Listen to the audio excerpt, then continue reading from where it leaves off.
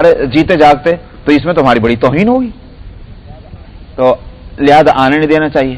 مگر آنے نہیں دینا جو ہے یہ بھی آسان نہیں تھا، اس لیے کہ سارے عرب میں یہ بات معلوم تھی کہ کوئی شخص اگر حج اور عمرے کے لیے آئے، چاہے وہ مکے والوں کو دشمن ہی کیوں نہ ہو، مکے والے اس کو آنے دیں گے. اس لیے کہ حج اور عمرہ کرنا ہر ایک کا حق ہے. وہ مکے والوں کی جاگیر اور پراپرٹی نہیں ہے کہ وہ نہ آنے دیں، وہ مالک نہیں ہے، وہ خادم ہے. یہ بات سارے عرب کے لوگ جانتے تھے. تو مکے والے اس کو سمجھتے تھے کہ اگر ہم نے ان کو روک دیا تو سارا عرب ہمارے خلاف ہو جائے گا. تو یہ تھی وہ بڑی پریشانی، کیا کریں کیا کریں.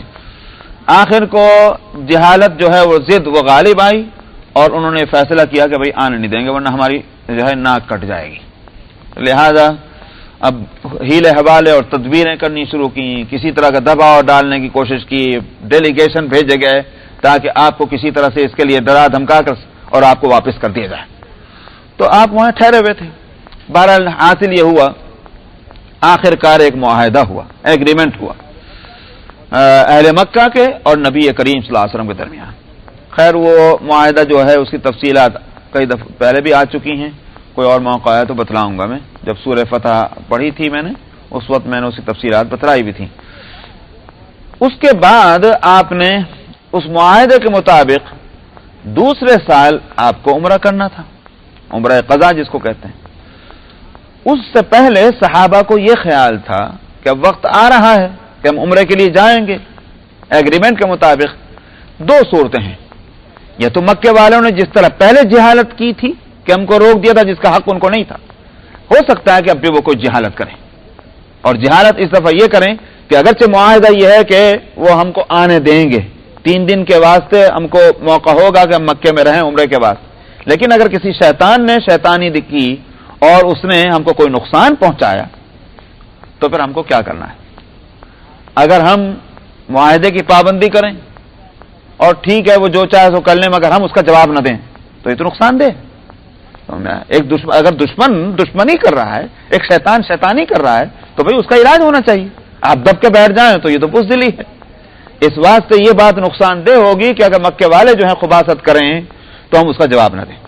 لیکن اگر جواب دیں تو پھر اشکال یہ تھا کہ حدود حرم میں اور وہ جو اشہر حرم کہلاتے ہیں عزت والے مہینے، ان کے اندر جنگ نہیں ہونی چاہیے. اگر ہم نے ان کی شیطانی کا جواب دیا تو پھر اس کا مطلب یہ کہ لڑائی ہوگی اور اس کا الزام ہم پہ آ جائے گا کہ ہم نے گویا حرم کا احترام نہیں کیا. یہ تھا صحابہ کو اشکال. تو اللہ سبحانہ و تعالیٰ کو تو علم ہے دلوں میں کیا بات آ رہی، اس پر یہ آیتیں اتری تھی.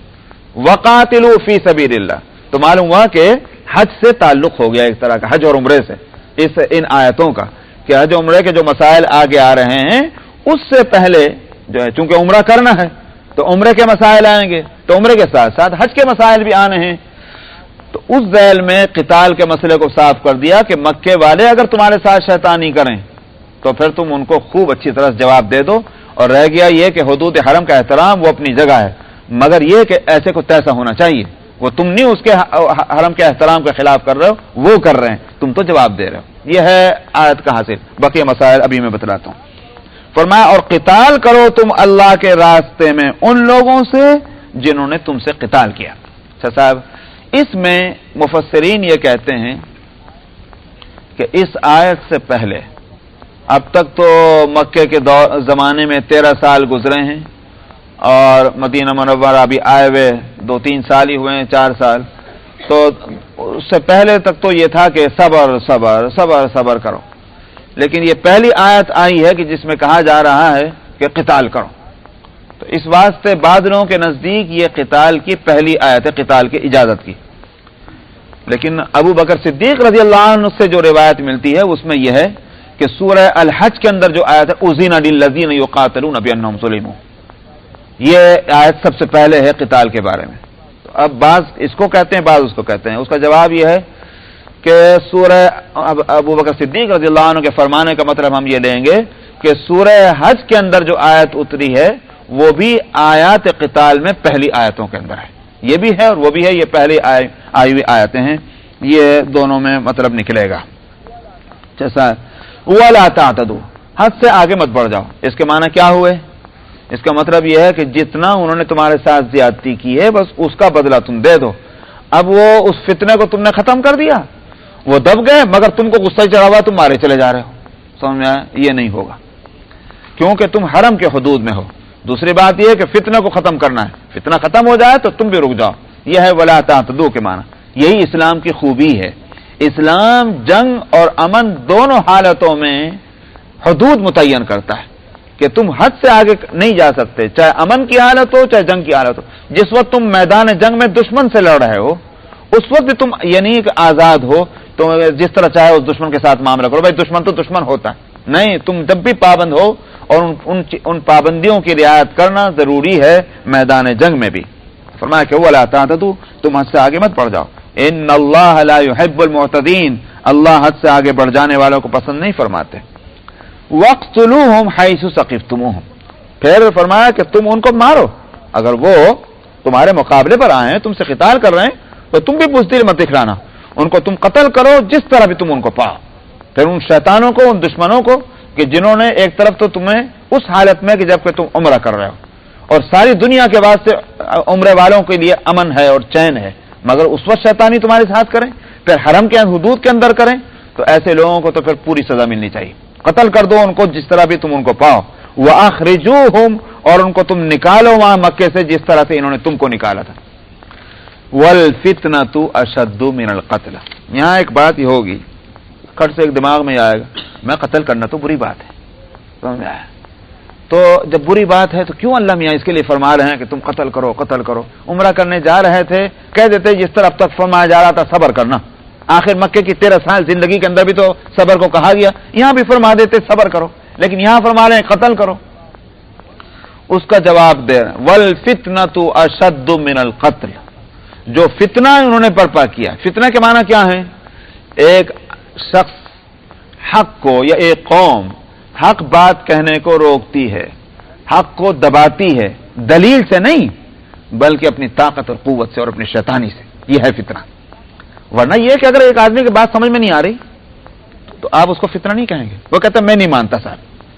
کیوں نہیں مانتے صاحب؟ بھائی میری سمجھ میں نہیں آ رہی, بات ٹھیک ہے, لیکن ایک شخص یہ کہتا ہے کہ نہیں میں نہیں مانتا. کیوں نہیں مانتا؟ بس میں نہیں مانتا. اچھا بھائی تم نہیں مانتے, ہم کو اپنا کام کرنا, نہیں ہم آپ کو کام نہیں کرنے دیں گے. یہ فتنہ ہے. تو فرمایا کہ فتنہ جو ہے وہ قتل سے بھی زیادہ بھاری بات ہے, اس لیے کہ فتنے سے 1000 قتل ہوتے ہیں اور ایک قتل سے تو ہو سکتا ہے کہ ایک ہی قتل ہو آگے نہ ہو.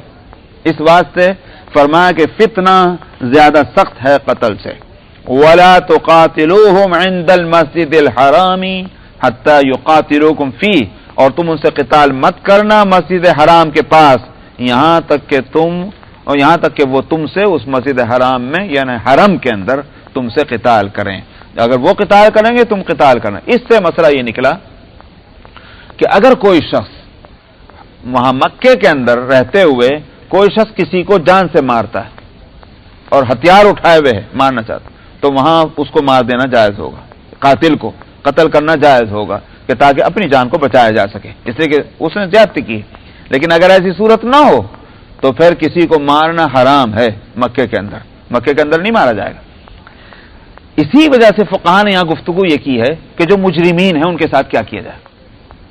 مثال کے طور پر ایک شخص جرم کرتا ہے, کسی اور کو قتل کر کے, کسی کا مال لوٹ کر کے, چوری کر کے, ڈکیتی ڈال کے وہ بھاگ آ کر کے مکے میں پہنچ جاتا. سمجھا؟ اب کیا کرنا چاہیے؟ امام شافعی رحمۃ اللہ علیہ فرماتے ہیں وہاں اگر پکڑا جائے وہیں اس کو سزا ملنی چاہیے. امام شافعی کہتے ہیں. امام ابو حنیفہ کہتے ہیں کہ نہیں, ہم حدود حرم کا جو ہے احترام کریں گے, ہم اس کو وہاں نہیں ماریں گے کیونکہ یہ باہر کا مجرم ہے. اگر اندر کا مجرم ہوتا تو سب کا اتفاق ہے کہ پھر تو وہیں اس کو سزا دے دی جائے. چنانچہ جو مکے کے اندر چوریاں کرنے والے ہیں کوئی اگر ہو تو اس کو مکہ ہی میں اس کو سزا دی جاتی ہے اور جانے کو تمام فقہاء صحیح کہتے ہیں. لیکن اگر کوئی باہر کا مجرم ہو تو امام ابو حنیفہ کہتے ہیں کہ اس کو وہاں نہیں سزا دیں گے. پھر کیا کریں گے؟ اس کو مجبور کریں گے کہ وہ مکہ چھوڑ کے بھاگ جائے. مکہ چھوڑ کے جیسے باہر نکلے اس کو وہاں پکڑ کر سزا دیں گے, کیونکہ مکے کا احترام اور اس کا لحاظ کرنا ضروری ہے. شوافع اور حنفیہ کا ایک مسئلہ ہے. حدود حرم کا احترام جو ہے وہ قرآن سے اور حدیث سے ثابت ہے. فرمایا کہ وَلَا تُقَاتِلُوا, مت قتال کرو تم ان سے مسجد حرام کے پاس یہاں تک کہ وہ تم سے قتال کریں اس میں. فَإِن قَاتَلُوكُمْ فَاقْتُلُوهُمْ, پھر اگر وہ تم سے قتال کریں تم بھی ان کو قتل کرو. कज़ालिका जज़ाउल काफिरीन, काफिरों को यही बदला होगा। फ़इन इंतहौ फ़इन्नल्लाह गफूरुर रहीम, फिर अगर वो रुक जाएं के माना यह है कि वो इस्लाम कबूल कर लें मसलन, और तब तो अल्लाह ताला माफ फरमाने वाले हैं। और फ़इन इंतहौ फ़इन्नल्लाह गफूरुर रहीम के दूसरे माना भी हो सकते हैं, और वो ये कि अगर वो जंग करना रोक दें तो तुमको रुकना है, मगर हो सकता है कि वो रुक गए, सब के सब नहीं रुके हैं, इसकी इत्तला पूरे लोगों को मिलने में देर लग जाए, या हो सकता है कि समझने में देर लग जाए कि भाई वाकईतन ये रुक गए हैं, और इस दरमियान में एक आध आदमी और कत्ल हो जाए, समझ में आया नहीं है। तो फरमाया फ़इन्नल्लाह गफूरुर रहीम, अगर ऐसी कुछ हो जाए लाइल्मी के अंदर कि नहीं समझ पाए कि इन्होंने जंग रोक दी है और तुमने इस दरमियान में एक आध आदमी कत्ल कर दिया, फरमाया अल्लाह गफूर हैं और रहीम है, मेहरबानी फरमाने वाले और मग़फ़िरत कर देंगे। वक़ातिलूहुम हत्ता ला तकून फितनतुन व यकून अद्दीनु लिल्लाह, और तुम उनसे क़िताल करो उस वक्त तक जब तक कि फितना बाकी न रहे और दीन जो है वो पूरा का पूरा अल्लाह के वास्ते हो जाए। इससे ये बात न समझी जाए कि दीन जो है इस्लाम वो तलवार के जोर से और ताकत के बलबूते पर फैलाना है, ये मकसद नहीं है, बल्कि इस्लाम को फैलाया तो जाएगा तबलीग के जरिए से, तालीम के जरिए से, असल तो जरिया वही है। लेकिन यहां बात जो हो रही वही हो रही जब जंग छिड़ जाए, और जंग कब छिड़ेगी? जब आपको इस्लाम का काम करने, इस्लाम पर अमल करने से रोका जा रहा है ताकत और कुव्वत की बुनियाद। अब जब जंग छिड़ जाए तो जाहिर बात है कि जब तक कि कोई नतीजे पर नहीं आप पहुंचेंगे तो जंग तो जारी रहनी चाहिए। और नतीजा क्या है? नतीजा यह है कि साहब हमको इस्लाम का काम करने की आज़ादी मिलनी चाहिए। यह है मतलब वयकून अद्दीनु लिल्लाह के माना। वयकून अद्दीनु लिल्लाह के माना हरगिज़ ये ना समझे जाएं कि वो सब के सब दुश्मन जो है वो मुसलमान हो जाए, ये माना नहीं है, बल्कि ये कि ये इख्तियार इस्लाम को मिल जाए, ये आज़ादी मिल जाए कि मुसलमान उस इस्लाम को फैलाना चाहें तो वो फैला सकें। यह है दीन की आज़ादी के माना।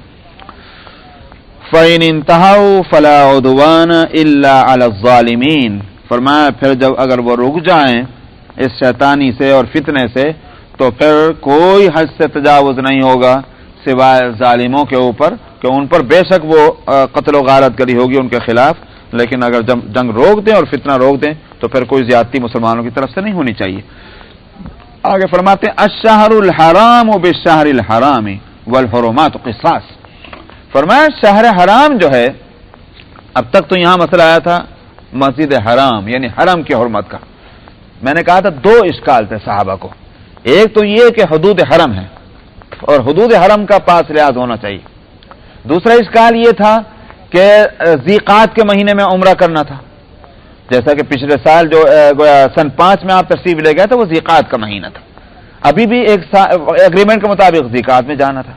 और ज़ीक़ात जो है वो अशहुर हुर्रम 4 महीने जो हैं उनको इज्जत वाले महीने करार दिया गया है, जिनमें पहला महीना तो है यूं कहिए रजब का, अगरचे हदीस में तरतीब में उसको चौथे नंबर पर लाए हैं, रजब मुज़र, और एक हदीस में आता है बैन जमादी व शाबान, जो जमादी सानी और क्या बोलते हैं शाबान के बीच में जो महीना है वह है रजब। तो एक तो रजब का महीना है और दूसरा महीना है शव्वाल, तीसरा है ज़ीक़ात और चौथा है ज़िलहिज का।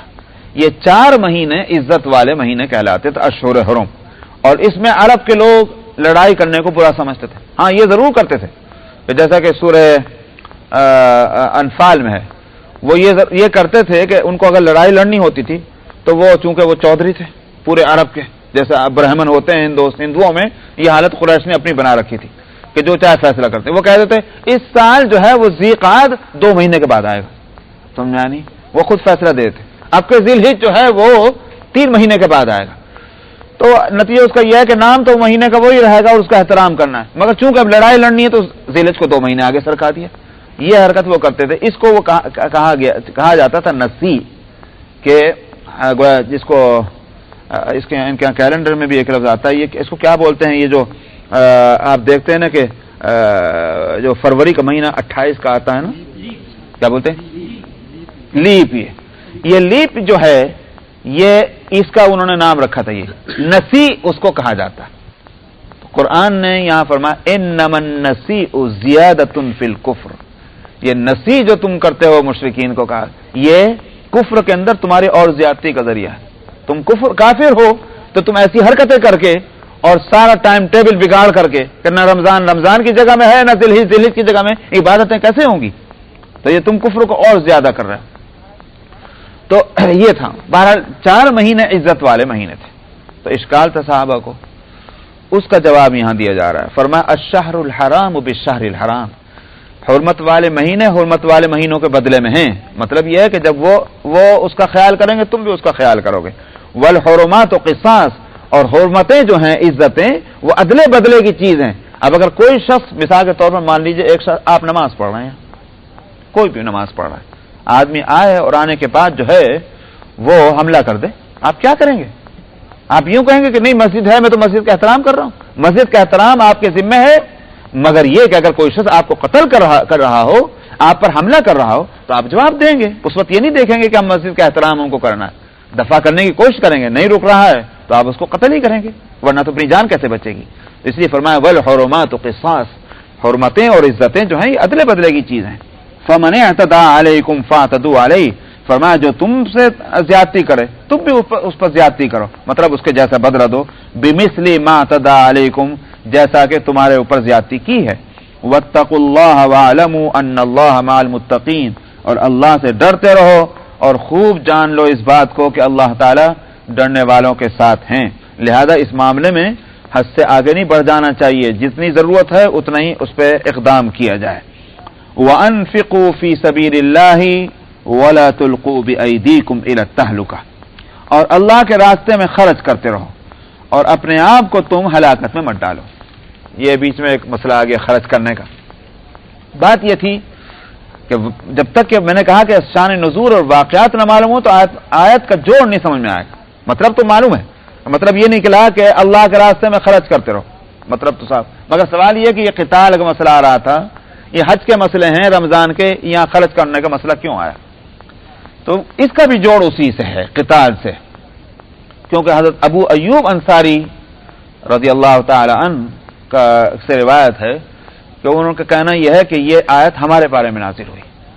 ہم میں سے بعض لوگوں نے یہ خیال کر لیا تھا جب فتوحات ہونے لگیں کچھ اور جنگیں ہوئیں اور مدینے میں مال آیا، تو اس وقت کچھ مسلمانوں کے ذہن میں یہ بات آئی کہ اب ہمیں مال جو ہے وہ اب اللہ کے راستے میں جو خرچ کرنے کا ہم سے مطالبہ ہوتا تھا اور ہم خرچ کرتے تھے، اپنی ضرورتوں کو پیچھے ڈالتے تھے اور دین کی ضرورت کو آگے رکھتے تھے. ہم اپنا پیٹ کاٹتے تھے مگر دین کی تبلیغ کے واسطے اور اشاعت کے لیے ہم پیسہ نکال کے لاتے تھے. اب بہرحال اتنی پریشانی نہیں رہی ہے، اس واسطے اب ہم کو کیا کرنا چاہیے؟ اپنے اور اپنے بال بچوں کے واسطے پیسہ جمع کرنا چاہیے.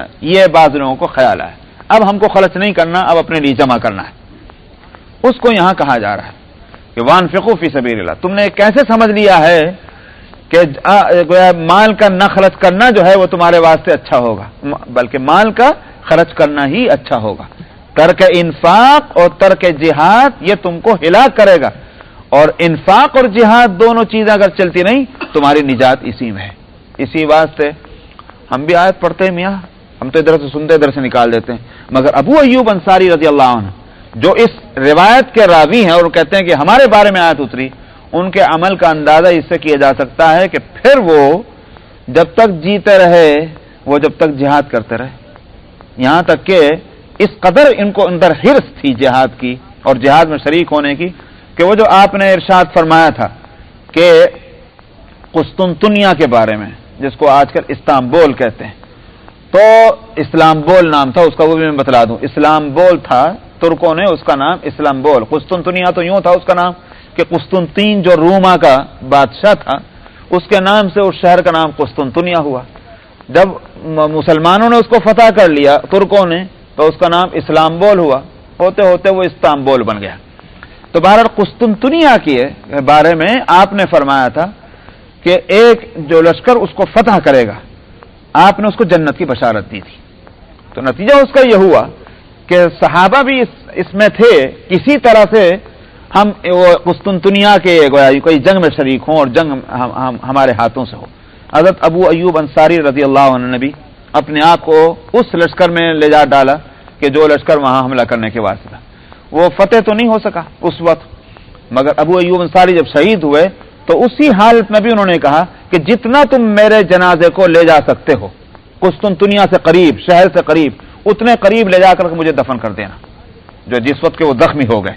چنانچہ ان کا جنازہ جو ہے ان کا لے جا کر کے اور جو دفن کیا گیا، تو وہ قبر جو ہے وہ وہاں ہے ان کی، کہ جہاں وہ سور البلد جس کو کہتے ہیں، شہر پناہ قسطنطنیہ کی جہاں تھی، اس کے دیوار کے قریب لے جا کر صحابہ کا بھی تو ذرا حوصلہ دے گی کہ صاحب جنازے کو ان کی وصیت کے مطابق ان کی اس خواہش کو پورا کرنے کے لیے۔ تو ابو ایوب انصاری رضی اللہ تعالیٰ عنہ جو اس روایت کے راوی ہیں، وہ جب تک زندہ رہے، جب تک وہ جہاد میں رہے مصروف، کیونکہ اللہ تعالیٰ نے فرما دیا تھا کہ وَلَا تُلْقُوا بِأَيْدِيكُمْ إِلَى التَّهْلُكَةِ، تو انفاق بھی کرتے رہو، اور جہاد جو ہے وہ اگر جب تک اس کا مقصد باقی ہے تو جہاد بھی کرتے رہو، اسی میں تمہارے لیے نجات ہے، ورنہ تو ہلاکت ہوگی۔ تو فرمایا اللہ کے راستے میں خرچ کرتے رہو اور مت ڈالو تم اپنے آپ کو اپنے ہاتھوں ہلاکت میں، بِأَيْدِيكُمْ، جو کچھ یہ ہلاکت ہوگی وہ تمہارے اپنی حرکتوں کی وجہ سے ہوگی، کہ تم جب بخل کرنے لگ جاؤ گے۔ آج ہم لوگوں کو تو یہ تو حال ہے، جہاد تو چھوڑ کے چلا گیا، سمجھ میں آیا، لیکن یہ کہ آج جو دین کی اور قوم اور ملت کی جو ضرورتیں ہیں وہ ہمارے سامنے ہیں۔ ہم سمجھتے ہیں کہ واقعتاً یہاں خرچ کی اور ضرورت ہے، اور ہم نہیں کریں گے تو کوئی فرشتہ آئیں گے، مگر فوراً ہم کو خیال آ جاتا ہے بھائی ہمارا اپنا بینک بیلنس بھی تو سیدھا رہنا چاہیے میاں، تو ہم کو اس کا زیادہ خیال آتا ہے۔ فرمایا یہ ہلاکت کی صورت ہے، وَلَا تُلْقُوا بِأَيْدِيكُمْ إِلَى التَّهْلُكَةِ وَأَحْسِنُوا، اور تم اس میں احسان کرتے رہو۔ احسان کے معنی حقیقتاً اگر سمجھے تو اس کے معنی یہ ہوئے، اگر ویسے تو اس کا ترجمہ کریں گے اچھائی کرتے رہو، مگر قرآن میں اور حدیث میں جو احسان کا لفظ آتا ہے وہ آتا ہے کہ جو وہ درجہ کہ جس کا تم سے مطالبہ کیا جا رہا ہے، منیمم لیول جو ہے کہ اس سے نیچے کرو گے تو گنہگار ہوگے، اس سے اور اوپر کرنا جو ہے وہ درجہ احسان ہے۔ سمجھا؟ یہ میں کہاں سے نکال کرنا، وہ جو حدیث ہے جو جس میں الاحسان پوچھا گیا تھا نبی کریم صلی اللہ علیہ وسلم، مل احسان یا رسول اللہ، احسان کیا ہے؟ آپ نے فرمایا تھا ان تعبد اللہ کانک تراہ، تم اللہ کی عبادت کرو کہ تم اس کو دیکھتے ہو، اور اگر یہ نہ ہو سکے تو اس طرح کرو کہ اللہ تم کو دیکھ رہا ہے۔ مجھے یہ بتائیے، نماز ہم پڑھتے ہیں اور آپ پڑھتے ہیں، ہم نے وضو کیا ٹھیک، اور اس کے بعد جانے کے بعد اللہ اکبر کہی، اور ہم نے ثنا بھی پڑھ لی، اور صاحب قرآن شریف بھی پڑھا، رکوع بھی کیا، سجدہ بھی کیا، مفتی صاحب کا فتویٰ کیا ہوگا؟ چلیے آپ ہی کا فتویٰ کیا ہوگا؟ نماز ہو گئی نا جی؟ جب ہم نے ساری نماز پڑھی ہے نماز ہو گئی، لیکن احسان کا درجہ جو ہے وہ حاصل نہیں ہوا۔ کیوں نہیں ہوا؟ اس لیے کہ ہماری نماز میں دنیا بھر کے خیالات آ رہے ہیں، ہر چیز کی طرف ذہن جاتا مگر نہیں جاتا تو اللہ کی طرف نہیں جاتا۔ یہ احسان کے خلاف ہے کہ نہیں؟ تو مطلب کیا ہوا کہ نماز کا احسان یہ ہے کہ ہم اس طرح نماز پڑھیں کہ ہم اللہ کو دیکھ رہے ہیں۔ یہ اسی بات سے فقہا نے، اللہ ان کو جزا خیر دے، بہت گالیاں پڑھتے ہیں ان فقہا پہ، مگر واقعہ یہ ہے کہ روح ہے شریعت کو انہوں نے خوب سمجھا۔ فقہا کا کہنا یہ ہے کہ وہ نماز نہیں ہوگی، یہاں مفتی صاحب بھی بولتے ہیں یہاں آ کر کہ فقہا کہتے ہیں کہ صاحب نماز نہیں ہوگی اگر پوری نماز اس طرح ہو گئی اللہ کی طرف ذہن گیا ہی نہیں بالکل، اگر 1 منٹ کے لیے بھی بلکہ 1 سیکنڈ کے لیے بھی اللہ کی طرف ذہن چلا گیا کہ ہم اللہ کی عبادت کر رہے ہیں تو وہ کہتے ہیں پھر یہ ہے کہ نماز ہو جائے گی۔ تو یہ تو مفتی صاحب کا فتویٰ ہوا، لیکن احسان جو ہے وہ احسان تو اسی کو کہیں گے کہ پوری نماز اس طرح پڑھی جائے کہ ہم اللہ کو دیکھ رہے ہوں، یا پھر یہ کہ اللہ ہم کو دیکھ رہے ہیں وہ احساس ہو۔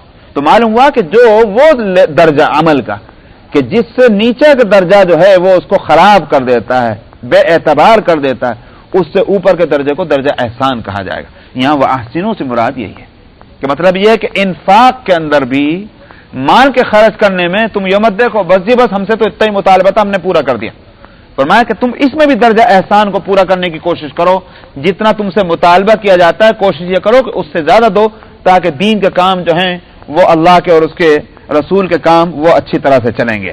وَأَحْسِنُوا، احسان کرو، إِنَّ اللَّهَ يُحِبُّ الْمُحْسِنِينَ، بلا شبہ اللہ تعالی محبت کرتے ہیں احسان کرنے والوں سے۔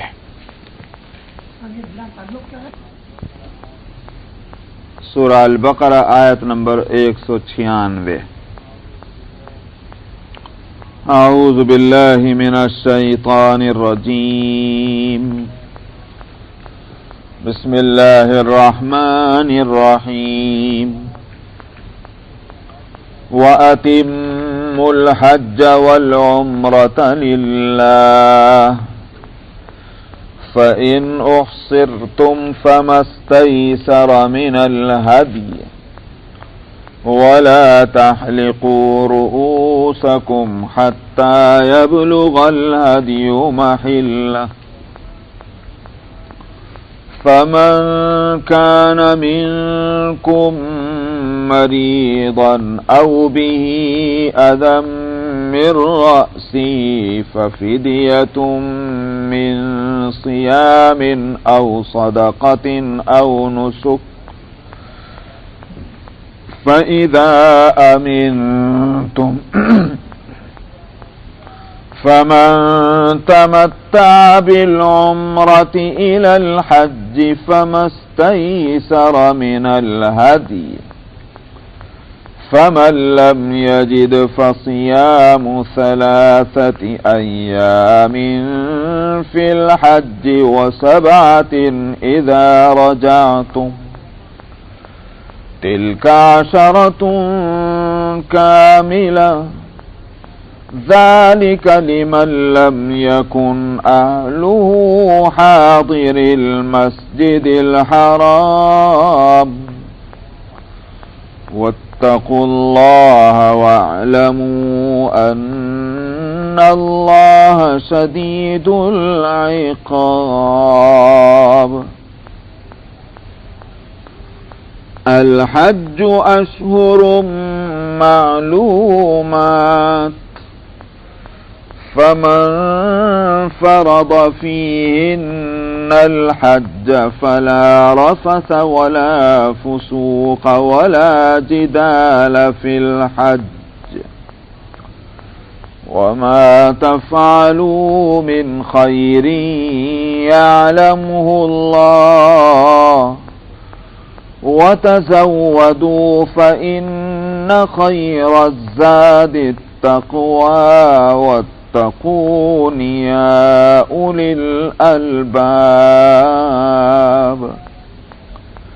ليس عليكم جناح أن تبتغوا فضلا من ربكم فإذا أفضتم من عرفات فاذكروا الله عند المشعر الحرام واذكروه كما هداكم وإن كنتم من قبله لمن الضالين. ثم أفيضوا من حيث أفاض الناس واستغفروا الله إن الله غفور رحيم. فإذا قضيتم مناسككم فاذكروا الله كذكركم آباءكم أو أشد ذكرا فمن الناس من يقول ربنا آتنا في الدنيا وما له في الآخرة من خلاق ومنهم من يقول ربنا آتنا في الدنيا حسنة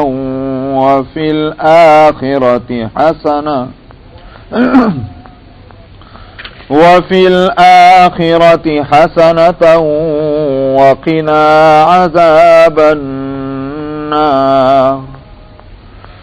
أولئك لهم نصيب مما كسبوا والله سريع الحساب. واذكروا الله في أيام معدودات فمن تعجل في يومين فلا إثم عليه ومن تأخر فلا إثم عليه لمن اتقى واتقوا الله واعلموا أن وأنكم إليه تحشرون صدق الله العظيم.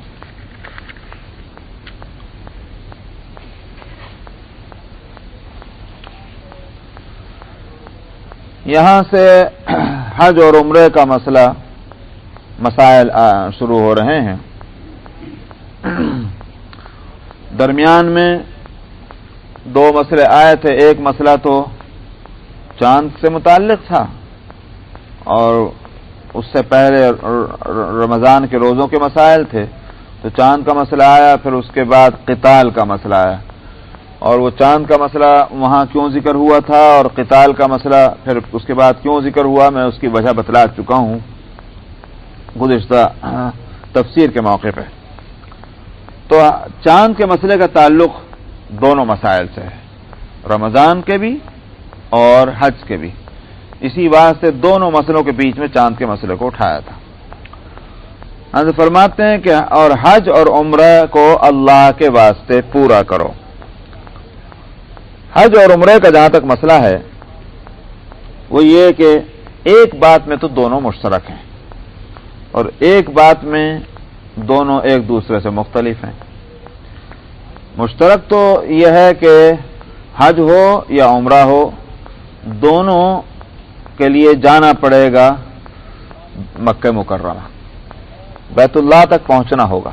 اس کے بغیر نہ حج ہو سکتا ہے اور نہ عمرہ ہو سکتا ہے. اس بات میں تو یہ دونوں شریک ہیں. فرق ہے تو اس میں کہ وقت حج کے لیے تو ایک وقت متعین ہے کہ اسی وقت میں اور ان دنوں کے اندر حج ہوگا, لیکن عمرے کے لیے کوئی وقت متعین نہیں کہ جب چاہے ہو سکتا ہے. اس کے لیے نہ وقت متعین ہے, نہ مہینہ متعین ہے, نہ سال. اب مسئلہ یہ ہے کہ دونوں کی حیثیت کیا ہے, دونوں کا حکم کیا ہے, کہ فرض ہیں کہ واجب ہیں کہ سنت ہے. حج کا جہاں تک تعلق ہے اس پر تو سب کا اتفاق ہے کہ یہ فرض ہے کچھ شرطوں کے ساتھ, اور اس کی فرضیت کے لیے جو دلیل ہے وہ آیت جو چوتھے سپارے کے شروع میں ہے, وَلِلَّهِ عَلَى النَّاسِ حِجُّ الْبَيْتِ مَنِ اسْتَطَاعَ إِلَيْهِ سَبِيلًا, اور اللہ کے واسطے ہے بیت اللہ کا حج کرنا اس شخص کے ذمے کہ جس کو وہاں تک پہنچنے کی طاقت ہے. تو یہاں حصے آیت سے سب نے بالاتفاق یہ مسئلہ نکالا ہے کہ حج فرض ہے. اور اس میں کنڈیشن یہی معلوم ہوئی کہ شرط کہ جس کو وہاں تک پہنچنے کی طاقت ہو. اب اس پہنچنے کی طاقت کے تفصیل اور ڈیفینیشن جو ہے اس میں فقہاء نے اختلاف کیا ہے. حنفیہ کا مسئلہ اس تعلق سے یہ ہے کہ بھئی وہاں تک پہنچنے کے لیے راستہ پرامن ہو اور جو راستے کے اخراجات ہیں وہ بھی پورے ہونے چاہیے, اور جتنے عرصے باہر رہے گا اس تعلق سے تو گھر والوں کو چھوڑ کے جائے گا تو گھر والے جن کے خرچ کے اخراجات کی ذمہ داری اس پر ہے ان کا خرچ کا بھی انتظام ہونا چاہیے. عورت اگر ہے تو عورت کے ساتھ محرم ہونا چاہیے کہ محرم کے بغیر چونکہ وہ سفر نہیں کر سکتی تو اگر محرم نہیں ہے تب بھی حج اس پر فرض نہیں ہوگا. یہ اس طرح کے من استطاع الیہ سبیلا اس ایک لفظ کی تفصیل میں یہ فقہاء اس طرح کی بات کہتے ہیں. تو جہاں تک حج کی فرضیت کا تعلق ہے اس میں سب متفق ہیں. اس آیت کے علاوہ خود نبی کریم صلی اللہ علیہ وسلم کی جو حدیث ہے اس میں بھی یہ ہے کہ جو اسلام کے لیے جو ارکان ہیں جن پر اسلام کی عمارت قائم ہے ان میں ایک حج کو بھی آپ نے فرمایا بنی الاسلام علی خمس شہادت اللہ الہ الا اللہ وان محمد رسول اللہ واقام الصلاۃ وایتاء الزکاۃ وصوم رمضان وحج البیت من استطاع الیہ سبیلا. کہ اسلام کی بنیاد 5 ستونوں پر اور 5 پلرز پر ہے. ایک تو اس بات کی شہادت دینا کہ اللہ کے سوا کوئی معبود نہیں اور محمد صلی اللہ علیہ وسلم اللہ کے رسول اور اس کے بندے ہیں, اور نماز قائم کرنا اور زکوٰۃ دینا, رمضان کے روزے رکھنا اور بیت اللہ کا حج کرنا کہ جس کے لیے وہاں تک پہنچنے کی طاقت ہو جس میں. تو اسلام کے یہ بنیادی ارکان ہیں. تو نماز بھی فرض ہے, روزہ بھی فرض ہے, زکوٰۃ بھی فرض ہے. حج کیسے فرض نہیں ہوگا؟ حج بھی فرض ہی ہو جائے گا, اس لیے کہ وہی ہے جو حیثیت نماز کی ہے، نبی نے وہی حیثیت جو ہے حج کی بھی بتلائی ہے. تو حج کے فرض ہونے پر تو سب کا اتفاق ہے. جہاں تک عمرے کا تعلق ہے تو اس کے فرض ہونے کا بھی کوئی قائل نہیں ہے، اس کو فرض کوئی نہیں کہتا. البتہ شوافع اس کو واجب کہتے ہیں اور حنفیہ اس کو سنت کہتے ہیں. شوافع کے واجب کہنے کی دلیل یہی آیت ہے. کہتے ہیں کہ وَأَتِمُّ الْحَجَّ وَالْعُمْرَةَ لِلَّهِ، اس میں حکم ہے، اور حکم جو ہے جب تک کہ اس کے لیے کوئی دوسرا قرینہ نہ ہو تو تب تک عام طور پر حکم جو ہے وجوبی کے لیے مانا جاتا ہے. تو لہذا یہاں حکم ہے اور کوئی قرینہ اس بات کا موجود نہیں ہے کہ صاحب یہ وجوب کے لیے نہیں ہے، لہذا ہم اس کو واجب مانیں گے کیونکہ اللہ نے حکم دیا. یہ ہے شوافع کی دلیل. حنفیہ اس کا جواب یہ دیتے ہیں کہ یہاں حج اور عمرہ کرنے کا حکم نہیں دیا جا رہا ہے، بلکہ حج اور عمرے کے پورا کرنے کا حکم دیا جا رہا ہے. کہ جب حج ہو یا عمرہ ہو، جب شروع کر لیا گیا تو اب اس کو پورا کرنا واجب ہے. تو یہاں پورا کرنے کی بات ہے، حج اور عمرہ کرنے کی بات نہیں ہے. تو عمرہ کرنا واجب نہیں ہے، لیکن جب شروع کر دیں گے تو واجب ہو جائے گا. عمرہ کرنا سنت ہے، اس لیے کہ نبی کریم صلی اللہ علیہ وسلم سے اس کا ثبوت ہے. یہ ہے حنفیہ کا کہنا. تو حج اور عمرے کو پورا کر لو اللہ کے واسطے، یعنی جو کام کے عبادت ہے، اور اللہ کے واسطے کا مطلب یہ کہ یہ عبادت ہے، یہ کوئی بزنس نہیں ہے، کوئی بیوپار نہیں ہے، یا کوئی رشتہ داروں سے اور دوستوں سے ملاقات کا راستہ نہیں ہے. یہ اللہ کے واسطے ہے کہ مطلب یہ عبادت ہے، لہذا اس کو پورا کرنا چاہیے جب شروع کر دیا جائے.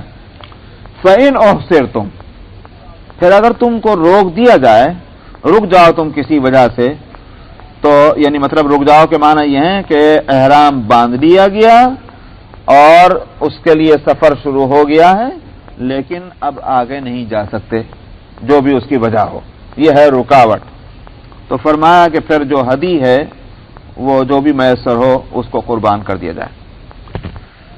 رکاوٹ کی کیا صورت؟ اصل میں مسئلہ یہاں آیا ہے، اور وہ یہ کہ نبی کریم صلی اللہ علیہ وسلم نے جب سن 5 میں عمرے کا ارادہ فرمایا، اور اس لیے کہ آپ نے خواب دیکھا تھا، لقد صدق اللہ رسولہ الرؤیا بالحق، تو آپ نے خواب دیکھا تھا، اور خواب میں یہ تھا کہ آپ حرم شریف میں ہیں، مکہ مکرمہ میں آپ تشریف لے گئے ہیں، اور یہ کہ آپ احرام میں ہیں اور اس حالت میں آپ نے دیکھا. تو نبی کا خواب چونکہ وہی ہوتا ہے تو آپ نے اس سے یہ مسئلہ سمجھا کہ ہم کو عمرہ کرنا ہے. حالانکہ حالات جو ہیں وہ یہ تھے کہ مکے والوں سے سخت دشمنی تھی. مدینہ منورہ میں رہتے ہوئے 2 جنگیں تو بڑی ہو چکی تھیں، بلکہ تیسری جنگ جو ہے وہ بھی ہو چکی تھی، خندق. تو 3 جنگیں بہت بڑی ہو چکی تھی. اب 3 جنگیں بڑی ہو جانے کے بعد اب اسی شہر میں کہ جہاں دشمن رہتے ہیں وہاں جانا کوئی آسان بات تھی. لیکن نبی کریم صلی اللہ علیہ وسلم نے خواب دیکھا، اور نبی کا خواب وہی ہوتا ہے. آپ نے سمجھا کہ بس اب ہم کو عمرہ کرنا ہے. آپ نے اس کے لیے اعلان فرما دیا، اور مدینہ کے باہر بھی آپ نے اطلاعات بھجوائیں کہ ہم عمرہ کرنے کے لیے جا رہے ہیں، جس کو چلنا ہو ہمارے ساتھ چلے. 1400 صحابہ نبی کریم صلی اللہ علیہ وسلم کے ساتھ عمرے کا احرام باندھ کر روانہ ہو گئے. مکے کے قریب جب پہنچ گیا، جب 9 میل یا 12 میل رہ گیا مکہ مکرمہ شمسیہ کے مقام پر، حدیبیہ جس کو پہلے کہتے تھے، مکے والوں نے وہاں روک دیا، آپ نہیں آ سکتے. تو خیر وہ تفصیلات ہیں جس کو میں پہلے بھی بتلا چکا ہوں، اور موقع ہوا تو پھر بعد میں بتلائیں گے. جب آپ وہاں رک گیا اور فیصلہ یہ ہوا کہ یہ اس سال عمرہ نہیں ہونا ہے اور آئندہ سال کے پھر آئیں گے، تو یہ ہے وہ احصار کہ جس کو اگر روک دیا جائے تو اب کیا ہونا چاہیے؟ فَمَسْتَيْسَرَ مِنَ الْهَدْيِ، جو قربانی کے جانور ساتھ میں ہیں جو میسر آئے ہیں اس کی قربانی کر دینی چاہیے. نبی کریم صلی اللہ علیہ وسلم نے یہی کیا کہ آپ نے ان کی قربانی فرما دی جو جانور آپ کے ساتھ تھے، اور آپ نے احرام کھول دیا. اس کا مسئلہ یہاں بتلایا جا رہا ہے. اچھا صاحب آگے فرماتے ہیں کہ وَلَا تَحْلِقُوا رُؤُوسَكُمْ. ہاں میں یہ کہہ رہا تھا کہ احصار کے اندر اس میں اختلاف یہ ہے فقہا میں. شوافع تو کہتے ہیں کہ دشمن کی طرف سے روک دینا بس یہی احصار ہے، لہذا اگر دشمن روکے گا تب یہ مسئلہ آئے گا کہ صاحب جانور کی قربانی کر دو، احرام کھول دو اور جاؤ. اور اس کے علاوہ کوئی اور صورت احصار کی نہیں ہے۔ حنفیہ کہتے ہیں کہ احصار جو ہے وہ چاہے دشمن کی طرف سے ہو یا کسی سخت بیماری کی وجہ سے ہو، کہ اگر کوئی شخص اتنا بیمار ہو گیا کہ وہ حج اور عمرہ نہیں کر سکتا اور اس کے ساتھ قربانی کا جانور موجود ہے، حدی اسی کو کہتے ہیں کہ جو اپنے وطن سے، اپنی جگہ سے جہاں بھی وہ رہ رہا ہے وہاں سے وہ قربانی کا جانور لے کے ساتھ چلے کہ اس کی قربانی کرنی، وہ حدی کہلاتی، تو اس کو وہ قربان کر دینا چاہیے۔ یہ حنفیہ کہتے ہیں کہ ہر طرح کا احصار، کیونکہ مقصد تو یہ ہے کہ وہ حج اور عمرہ نہیں کر پا رہا ہے۔ اب وہ نہیں کر پا رہا، چاہے وہ دشمن کی وجہ سے نہ کر پا رہا ہو یا بیماری کی وجہ سے نہ کر پا رہا ہو، اس کو ہم احصار مانیں گے۔ یہ حنفیہ کا کہنا۔ شوافی کہتے ہیں کہ بھائی احصار کی جو صورت نبی کے ساتھ پیش آئی تھی، ہم یہاں احصار کے وہی معنی سمجھیں گے کہ دشمن نے روکا ہے۔ یہ ہے دونوں میں اختلاف۔ وَلَا تَحْلِقُوا رُؤُوسَكُمْ حَتَّى يَبْلُغَ الْهَدْيُ مَحِلَّهُ، اور سروں کو مت منڈاؤ یہاں تک کہ قربانی کا جانور ہدی جو ہے وہ اپنے ٹھکانے پر پہنچ جائے، جہاں اس کو قربان کرنا ہے۔ اب محلہ، اس کا ٹھکانہ کیا ہے؟ شوافی کہتے ہیں جہاں رک گئے وہی اس کا مقام ہے، لہذا وہیں اس کی قربانی کر دو۔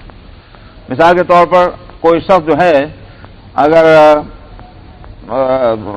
مان لیجئے کہ کویت سے جا رہا ہے، بحرین سے جا رہا ہے، اور یا سیریا سے جا رہا ہے، اردن سے جا رہا ہے، قربانی کا جانور اس کے ساتھ میں، کیونکہ روڈ سے جا رہے ہوں گے، ہو سکتا ہے قربانی کے جانور ساتھ میں ہوں، تو جہاں روک دیے گئے ہیں، جہاں رک گئے ہیں، جہاں احصار پیش آیا ہے وہیں اس کے وہ قربانی کر دیں۔ یہ تو ہے شوافی کا مسئلہ۔ حنفیہ کہتے ہیں کہ نہیں، محلہ جو ہے اس کی جگہ ہے دراصل حرم۔ کہاں کے لیے لے جا رہا تھا وہ جانور؟ ظاہر ہے کہ حرم میں قربان کرنے کے لیے۔ حرم کا مطلب یہ نہیں کہ وہاں بیت اللہ کے سامنے، کیونکہ مینا جو ہے وہ بھی حدود حرم میں، وہیں قربانی ہوتی، تو حرم اس کی جگہ ہے۔ محلہ سے مراد اس حرم ہوں گے۔ تو صاحب اب شوافی کہتے ہیں کہ نبی کریم صلی اللہ علیہ وسلم نے جو قربانی فرمائی تھی وہ حدیبیہ میں فرمائی تھی، اور حدیبیہ جو ہے وہ حرم سے باہر ہے، لہذا جب آپ نے قربانی فرما دی تو محلہ کے معنی یہی ہے کہ جہاں بھی رک گئے وہیں قربانی کر دو۔ حنفیہ کہتے ہیں کہ کیا نام تھا، واقدی جو ہیں انہوں نے اس کی تحقیق کر کے بتائی ہے کہ جو شمسیہ جو حدیبیہ ہیں اس کے دو حصے ہیں، اور ایک حصہ اس کا جو ہے وہ حرم کے حدود میں آتا ہے اور ایک حصہ جو ہے وہ حدود حرم سے باہر آتا ہے۔ آپ نے حدیبیہ میں تو قربانی کی، مگر یہ کیسے متعین طور پر معلوم تم کہہ سکتے ہو کہ آپ نے جو ہے وہ جو حرم سے باہر کا حصہ ہے اس میں قربانی کی؟ ہو سکتا ہے کہ آپ نے حرم کے حدود میں قربانی فرمائی۔ اس بات سے محلہ کے معنی ہم یہی لیں گے کہ حدود حرم میں وہ اس کی قربانی ہو۔ اس کے معنی یہ ہیں کہ اگر خود نہیں جا سکتے تو کسی اور آدمی کے ذریعے سے وہ جانور کو وہاں بھیج کر قربان کرا دیا جائے، اور اس کو بتا دیا جائے کہ بھائی تم فلاں دن تک پہنچ جاؤ گے، فلاں دن قربان کرنا، تو ہم اس کے بعد اپنے بال مڈا دیں گے تاکہ ہم احرام کھول دیں۔ یہ سارا اس سے طے ہو جانا چاہیے اور اسی کے حساب سے عمل کیا جائے۔ یہ ہے حنفیہ کا مسئلہ۔ فرماتے ہیں فمن کان منکم مریضا او به اذى من رأسه ففدیۃ من صیام او صدقۃ او نسک۔ فرمایا پھر اگر تم میں سے کوئی شخص بیمار ہو یا اس کے سر میں کوئی تکلیف ہو، ایسی کوئی ایک صحابی کے ساتھ یہ پیش آیا کہ صحابی کے سر میں کچھ پھوڑے یا کچھ ایسی چیز پیدا ہو گئی کہ وہ تکلیف دینے لگے تھے، وہ اب اس کے واسطے بال جو ہیں ان کو نہیں رکھا جا سکتا تھا، سر کے اوپر چھوڑا جا سکتا تھا، تو وہ صورت پیش آئی۔ اگر کسی اور کے ساتھ بھی یہ صورت پیش آئے تو پھر اس کو کیا ہے، وہ اپنے سر کے بال کاٹ دے۔ اب جب سر کے بال کاٹیں گے تو یہ جنایت ہوئی ہے، کیونکہ احرام باندھ لینے کے بعد نہ تو بال کاٹنے کی اجازت ہے اور نہ خوشبو لگانے کی اجازت ہے، یہ ممنوعات زینت یہ سارے ممنوع ہو جاتی ہیں۔ تو اس واسطے اب اس نے بال کاٹے ہیں، اگرچہ مجبوری پیش آئی ہے کہ سر میں تکلیف ہے، لیکن بال جب کاٹے ہیں تو اس کو فدیہ دینا ہوگا۔ اور فدیہ کیا ہے؟